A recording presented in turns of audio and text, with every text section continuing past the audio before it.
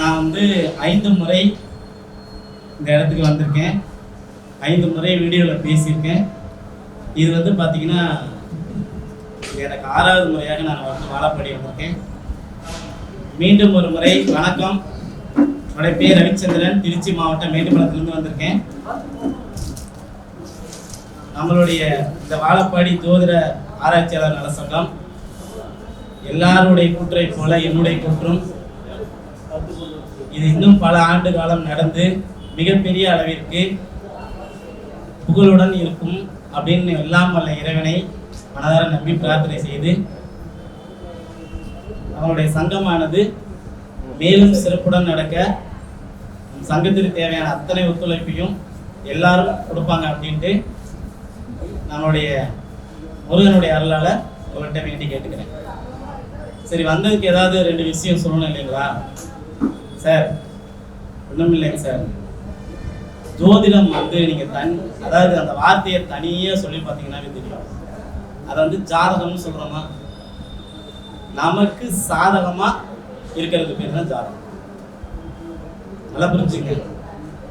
எங்கள் அப்பா சொல்லுவார் சின்ன வயசுல, ஜோதிடத்துக்குள்ளார வந்துட்டேன்னா புலிவால் பிடிச்ச கதை, ஒன்ஸ் பிடிச்சேன்னா எந்த சூழ்நிலையும் அது உடனே விடாது.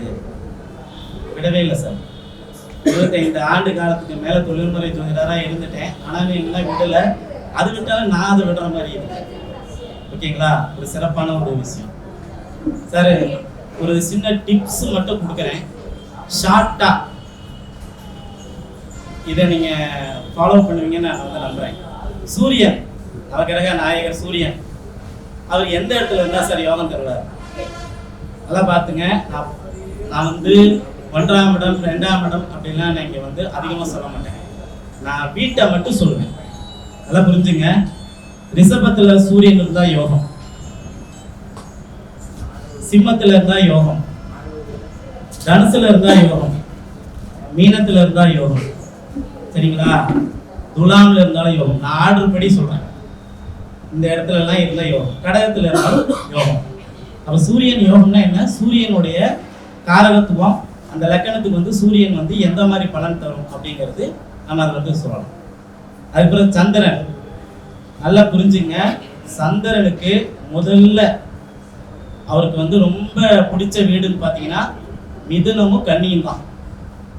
3வது வீடு தான் சிம்மம். ஆல்ரெடி அவருக்கு ஆட்சி வீடு கடகம், உச்ச வீடு வந்து ரிஷபம். இது நமக்கு எல்லாத்துக்குமே தெரியும். இந்த 5 வீட்டில் இருக்கிற சந்திரன் முதன்மையான நல்ல பலன்களை தருவார். தனுசுல இருக்கிற சந்திரனும் நல்ல பலனை தருவார். மீனத்தில் இருக்கிற சந்திரனும் நல்ல பலனை தருவார். சார், நான் சந்திரன் மட்டும் இருக்கும்போது மட்டும்தான் அந்த பலன். மற்ற கிரகங்கள் உள்ள சேர்ந்துச்சுன்னா வேற. அப்புறம் செவ்வாய் வந்து பார்த்தீங்கன்னா ரிஷபத்தில் இருக்கலாம், இல்லை ஆர்டர் படியே சொல்லிடுறேன். ஃபர்ஸ்ட் சிம்மத்தில் இருக்கலாம் சார். அதுக்கப்புறம் தனுசு மீனத்தில் இருக்கலாம். அதில் எடுத்து பார்த்தீங்கன்னா கடகத்தில் இருக்கலாம். என் கடகத்தில் நீசம்லாம் எடுக்க வேண்டாம், ஒரு நட்பு. அதுக்கப்புறம் தான் நீசம், நண்பருடைய வீடு இல்லைங்களா? அப்போ அந்த இடத்துல இருக்குள்ள ஒரு நல்ல பலனை செய்வார்.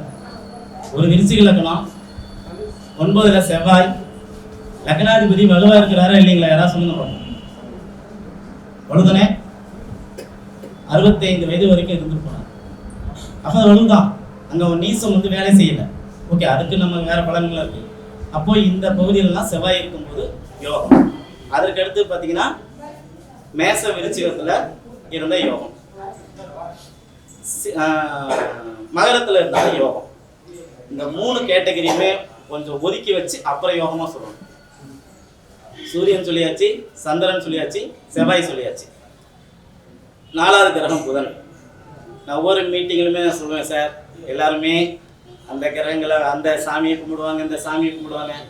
எனக்கு எப்போவுமே புதன் தான் சார் முதல் தெய்வம். ஏன்னா புதன் இல்லாட்டி நான் இங்கே இல்லை. செவ்வாய் இருந்துச்சுன்னா நான் ஒரு காவல்துறையில் ஒரு உயர் அதிகாரியாக இருந்திருப்பேன். குரு இருந்துச்சுன்னா ஒரு ஆசிரியராக இருந்திருப்பேன். சனி இருந்துச்சுன்னா ஒரு ஃபேக்டரியில் வேலை செஞ்சிருப்பேன். புதன் இருக்கிறதுனால தான் இங்கே நிற்கிறேன். நல்லா புரிஞ்சுங்க. அப்போ புதனுடைய அருள் இல்லாமல் இங்கே யாரும் இல்லை அப்படிங்கிற ஒரு விஷயம். சரி, இந்த புதன் வந்து எங்கே சார் இருக்கலாம்? உங்களுக்கு நல்லா தெரியும், மிதுனம் கன்னியில் அவர் இருக்கலாம். சிம்மத்தில் இருக்கலாம், 3வது ரேஞ்ச் சிம்மம்.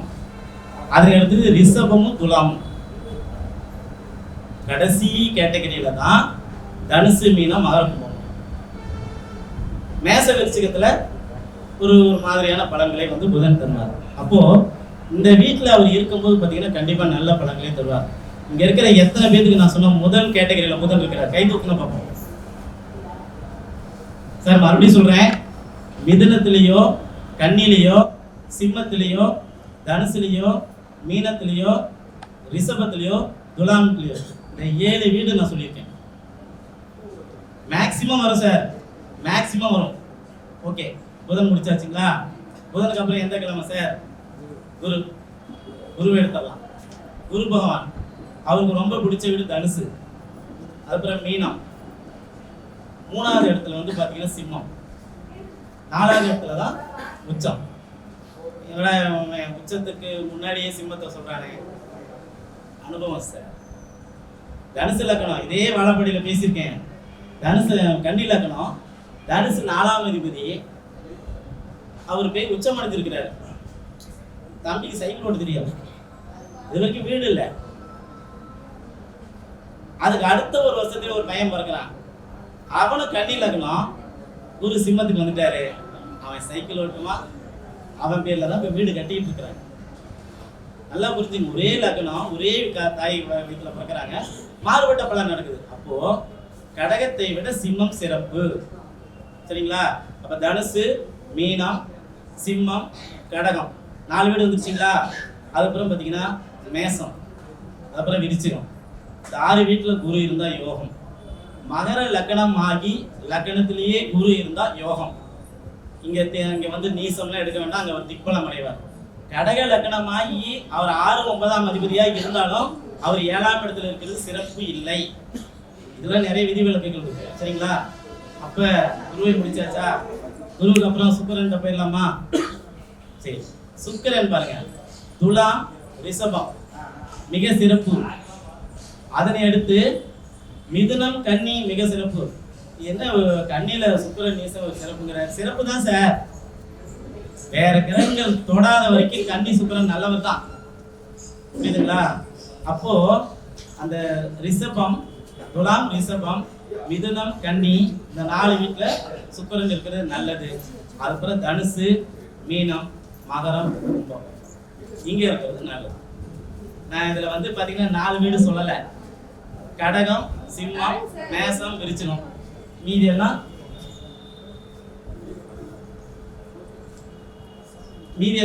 நீங்க மானிய தேனை பொன்மனையெல்லாம் நீங்க போட்டுக்க, சரிங்களா? இது சுக்கிரனுடைய அமைப்பு. சுக்கிரனுக்கு அப்புறம் சனி பகவான். சனி பகவானுக்கு ரொம்ப பிடிச்ச வீடு வந்து துலாம். மகரம், கும்பத்துக்கு ஆட்சி வீடு நம்ம எல்லாருக்கும் தெரியும். அவர் துலாம்ல இருக்கும்போது ஒரு நல்ல பலன்களை தருவாரு. அதுக்கப்புறம் ரிஷபத்தில் இருக்கும்போது மிக சிறப்பான பலனை தருவாரு. மிதுனம், கன்னியில இருக்கும்போது நல்ல பலன்களை தருவாரு. தனுசு, மீனத்தில் இருக்கும்போது கூட நல்ல பலன்களை தருவார். ஆனா இன்னைக்கு காலையில நாங்க பஸ்ல வரும்போது பேசணும், ஒருத்தர் ரிஷப லக்னம் சார். இந்த ரிஷப லக்னம் யோகாதிபதி யாருக்கு சார்? சனி தானே. அவர் 3ஆம் இடத்துல சொந்த நட்சத்திரத்துல இருந்து ஒருத்தருக்கு சனி தசை நடந்து அவர் ரொம்ப கஷ்டப்பட்டு இருக்கிறார். என்னுடைய நண்பர் இங்க நட்சத்திரம் வேலை செய்யல, அந்த வீடு தான் வேலை செய்யுது. அப்போ கடகத்திலையும் சிம்மத்திலையும் அவர் இருக்கிறது சரியில்லாத அமையும். ஓகேங்களா? சரி, சனி முடிச்சாச்சுங்களா? அதுக்கப்புறம் ராகுக்கு வரலாம். மேசம், ரிஷபம், கடகம், கன்னி, மகரம் இந்த 4 வீட்டுல ராகு இருந்த யோகம் அப்படின்னு நம்ம மூல நூல்களை படிச்சிருப்போம் இல்லைங்களா? அது ஒரு புறம் இருக்கட்டும், நல்லா பாத்துங்க. எந்த வீட்டுல ராகு இருந்தாலும் அந்த வீட்டினுடைய உயிர் காரகத்தை கெடுத்து தான் ஜாதகருக்கு யோகத்தை கொடுக்கும். இது முக்கியமான டிப்ஸ் சார். இந்த டிப்ஸ் எனக்கு புரியற 10 வருஷம் ஆச்சு சார். அந்த வீட்டினுடைய உயிர் காரகத்துவத்தை கெடுத்து ஜாதகரை வளர வைக்கும். அப்போ இந்த அமைப்புல வந்து பாத்தீங்கன்னா மேசம், ரிஷபம், கடகம், கன்னி, மகரம் இந்த 5 வீட்டுல சொல்லப்பட்டாலும் சில வீட்டுல எல்லாம் அவர் எந்த வீட்டுல இருந்தாலும் அந்த வீட்டினுடைய உயிர் காரகத்தை சிதைச்சிருவாங்க. அதுக்கப்புறம் தான் ஜாதகத்தை யோகத்தை தருவார். இந்த 5 வீட்டுல இருக்கிறவங்க பரவாயில்ல அப்படின்னு சொல்லலாம், சூப்பர்னு நான் சொல்லலை. ஆனா அதே நேரத்துல இங்க மட்டும் நான் ஒரே ஒரு ஸ்தான பலத்தை கொண்டு வந்துடுறேன். 3, 6, 11ல ராகு இருந்தா நல்லது, சரிங்களா? வேற இடத்துல அவங்க இருக்க வேண்டாம். அதே மாதிரி 12ல இருந்தால் பரவாயில்ல அப்படின்னு நம்ம சொல்லலாம். கடைசியா கேது. இந்த கேது வந்து பாத்தீங்க அப்படின்னா கன்னிலையும் விருச்சிகத்திலையும் கும்பத்திலையும் இருக்கிற கேது நல்லவர். இப்ப கன்னியில தானே கேது இருக்கிறாரு, கன்னியில தான் சார் கேது இருக்கிறாரு. அப்ப இந்த ராகு கேது பேசல கன்னி புதன் ஜோதிடர்கள் யாராவது தாக்கப்பட்டோமா? ஜோதிடர்களுக்கு ஏதாவது பிரச்சனை நடந்துச்சா? இல்ல தானே? அப்புறம் நன்மை தானே செய்யறாரு. இன்னும் சொல்ல போனா இந்த 1.5 வருஷத்துல இந்த ஜோதிட சங்கங்கள் நிறைய தொடங்குச்சு, ஜோதிட மீட்டிங்கள் நிறைய நடந்துச்சு. நிறைய விஷயங்கள் வந்து பாத்தீங்கன்னா ஜோதிடர்களுக்கு ஒரு மிகப்பெரிய மல்டிபிளிகேஷனா இருந்தது வந்து இந்த காலகட்டமே. அப்ப கன்னி வீட்டுல வந்து கேது இருக்கிறது நல்லது. அப்போ கன்னி, விருச்சிகம், கும்பம் இந்த 3 வீட்லயும் கேது இருந்தா ரொம்ப நல்லது. இந்த நான் பேசுன இந்த வீடியோவை நீங்க ஃபார்வர்ட் பண்ணி எழுதி வைங்க. நீங்க பலன் சொல்லும்போது நட்சத்திரம் போய் உள்ள பலன் சொல்றது வேற விஷயம்.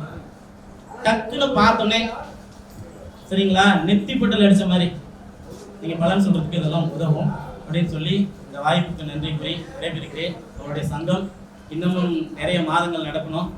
நிறைய மாதங்கள்ல அடியேனும் வந்து இந்த சபையில் அலங்கரிக்கணும் அப்படிங்கிறது என்னுடைய ஒரு சின்ன ஆசை. மீண்டும் உங்களை சந்திக்கிறேன். நன்றி, வணக்கம்.